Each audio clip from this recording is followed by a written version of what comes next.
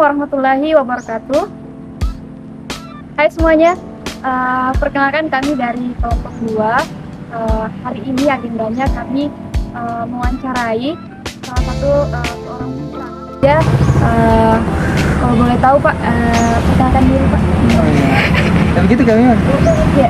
Halo semuanya, saya Jafar, saya owner dari CV Agroesa Polo Industri. Jadi bisnis saya seputar input pertanian, saya menyediakan jasa dan juga layanan penyediaan pupuk dan juga pengendalian hama dan penyakit, juga pembenihan yang ada di sektor agriculture. Kalau boleh tahu Pak, usahanya ini dari kapan dan apa sih sebenarnya latar belakang Bapak bentuk usaha? Ya sebetulnya saya usaha memang dari mahasiswa, dari pada saat semester 2 yang mulai kepikiran usaha. Jadi pada tahun 2017 itu kita sudah mulai usaha, cuman usaha yang sekarang ini di CV Agroesa ini bukan ujuk-ujuk langsung ada gitu. Artinya kita dari awal itu beberapa usaha sudah kita geluti. Cuman sejalan dengan waktu kan harus ada seleksi dan juga penilaian apa yang kira-kira cocok dengan passion yang ada di diri saya gitu kurang lebih. Terus kemudian pada saat pendirian CV Agroesa ini, latar belakang yang melatar belakangi Agroesa ini kan baru sebetulnya tahun 2021 itu baru ada legalitasnya, legalitas usahanya baru ada. Kemudian dari situ poin utama yang saya saya keluarkan pada saat membuat usaha ini yaitu persoalan kelangkaan pupuk yang ada di masyarakat petani. Kita pada saat itu kan tingginya COVID, kemudian ada pembatasan subsidi pupuk dari pemerintah, akhirnya petani ini kesulitan mendapatkan pupuk dan juga benih. Nah, oleh karena itu kita membuat sebuah inovasi untuk membuat produk-produk pupuk yang bisa mensubstitusi kebutuhan pupuk dari pemerintah seperti itu. Nah, itulah latar belakangnya. Jadi pupuk ini juga bisa disalurkan ke masyarakat. Betul. Kita tetapkan harga di harga yang tidak mencukupi, karena pupuk sebetulnya kalau tidak disubsidi oleh pemerintah itu harganya jadi kalau petani beli itu ya susah. Bagaimana sih sebenarnya Bapak menghadapi kendala-kendala yang ada di usaha Bapak itu sendiri? Kendala di dalam usaha ya? Iya, kayak merintis usaha dari nol sampai sekarang. Oh gitu. Ya mungkin kendala pertama, saya sebagai mahasiswa tentunya tidak punya modal yang cukup untuk membuat usaha. Oh ya, modal. Tapi itu kan ya kata modal. Itu kan bukan alasan untuk kemudian melupakan mimpi yang pernah kita buat ya. Artinya ketika kita sudah di tataran mahasiswa sebenarnya akses untuk mencapai hal itu besar sekali. Kita bisa mengajukan beberapa proposal. Bahkan saya sebetulnya tidak mengeluarkan sepeser uang pun dari uang pribadi saya untuk membuat bisnis ini. Artinya kita memaksimalkan akses yang ada di kampus.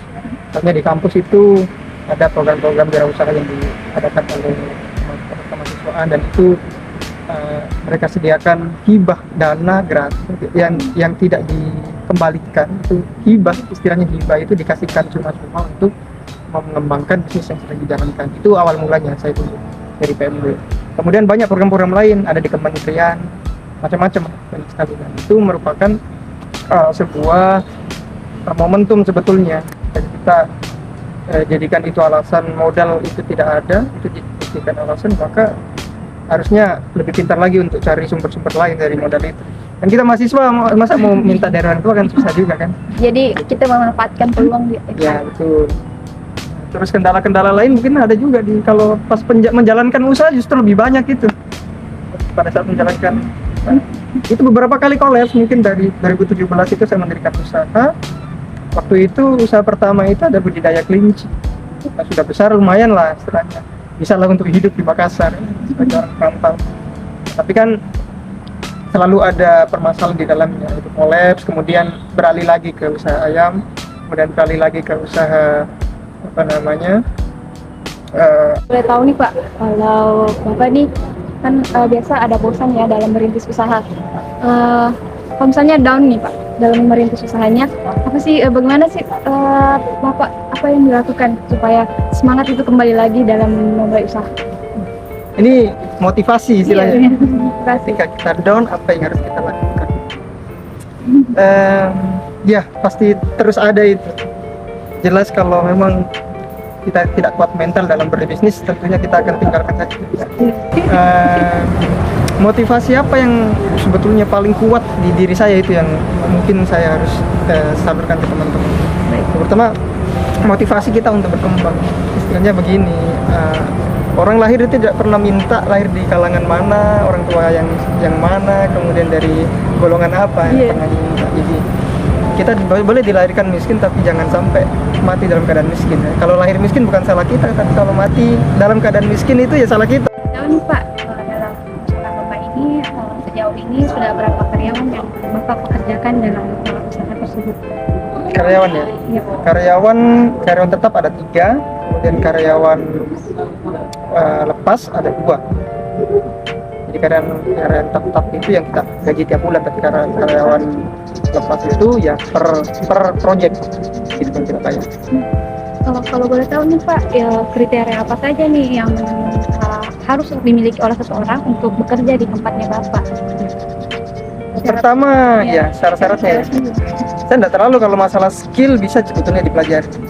Cuman yang pertama adalah karakter yang saya lihat dari karyawan itu ya, attitude dan juga kejujurannya itu yang terpenting pada pentingnya. Sebetulnya di Agroyasa sendiri kan tidak terlalu rumit kerjanya kan. Kalau bikin pupuk juga sederhana sekali, cuma dikasih masuk ke mesin selesai. Mungkin di awal mungkin ada pembelajaran 1-2 minggu lah untuk mereka trainingnya. Selanjutnya mereka akan belajar sendiri. Jadi berarti modal utamanya di sini jadi karyawan itu Pak hanya attitude-nya sama kejujurannya. Kalau di saya iya. Iya Pak. Nah, di lain dari skill ya, nanti kita juga punya kualifikasi di skillnya juga. Kalau banyak skillnya ya kita bisa berani gaji tinggi juga. Bahan-bahannya Pak dalam Bapak ini Bapak ambilnya dari mana? Apakah melalui pasar atau mungkin sudah tersedia di Bahan-bahan apa itu?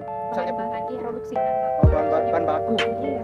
Nah, sebagian saya ambil dari Jawa karena memang tidak ada industrinya di sini. Misalkan clay itu kan tidak ada. Kalau dari Jawa. Kemudian untuk bahan-bahan lain, kita kan basicnya adalah limbah kan, reduce limbah pertanian dan juga agrokompleks. Kita olah jadi itu tersedia di sini. Jadi ada beberapa mitra di peternakan yang kita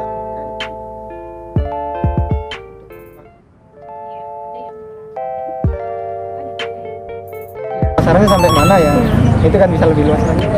Kita masih regional sebetulnya, tapi ada beberapa permintaan dari luar Sulawesi Selatan, ada Sulawesi Utara. Kemarin kirim ke Morowali, ada juga kirim ke Mamuju dan Mamasa. Tapi rata-rata basicnya ada di sekitar Sopeng, Maros, Barni dan Boni. Itu pasar dan market kita. Tapi sudah menyebar ya, sudah menyebar. Ya, tapi masih susah. masih pengembangan juga Secara regional. regional. Sudah tahu Pak, apa sih harapannya untuk bisnis Bapak ke depan? Harapan saya bisnis saya bisa mencapai IPO, Pak, pasar modal yang bisa sahamnya dijual secara umum dan orang semua bisa memilikinya. Ya itu kan jangka panjang kan seperti itu. Intinya semua orang pasti kalau ditanya harapan untuk bisnisnya ya bisnisnya bisa berkembang dan juga memberi manfaat Jadi untuk banyak besar. orang. Itu aja. kalau Terus apa tadi? tips mungkin Pak bisa diberikan kepada pengusaha pemula juga. Kalau tips-tipsnya nggak boleh menyerah, itu aja, karena proses untuk mencapai bisnis yang stabil itu nggak mudah, gitu kan. Jadi ada beberapa dinamika yang harus dilewati dengan sukarela, intinya dengan enjoy kita kerja yang santai, yang seneng gitu. Harus seperti itu. Dan kalau memang ada kendala di modal, kalau Anda adalah seorang mahasiswa tentunya tak bisa dijadikan alasan itu modal sebagai kendala sebetulnya, gitu saja. Jadi banyak jalur-jalur dan juga potensi yang bisa digali kalau kalian masih ada di kampus gitu. Perbanyaklah link-link seperti itu. Intinya memanfaatkan peluang. Oke, terima kasih dikasih kesempatan. Untuk para petani yang ada di Indonesia, Anda membutuhkan pupuk dan juga semua layanan yang di sektor pertanian yang mungkin menjadi masalah Anda, silakan hubungi kami di Agroyasa Palembang Industri. Terima kasih.